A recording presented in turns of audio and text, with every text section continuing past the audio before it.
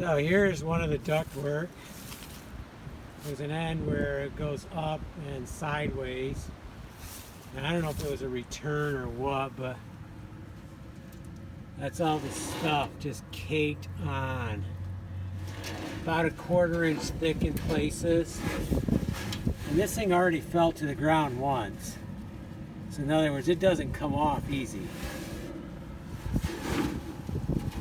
Oh, it's kind of like, oh, interesting. Yeah, it's kind of like bound on there. But yeah, that's what can be in the air ducts. So let's put in, well, I don't even know. The house was built in like 1950. So 60, 70 years maybe. That depends on if this ductwork was put in then. It might not have been because of how close it is to stuff, but maybe it was. I don't know. Okay, some of it's not as bad. The top was fairly clean. The bottom really caught it.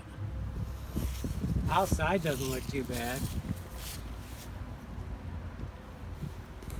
Okay, this takes a while. You have to be careful. This stuff is really sharp. I'm not sure if I'll reuse any of it or not. I don't know yet.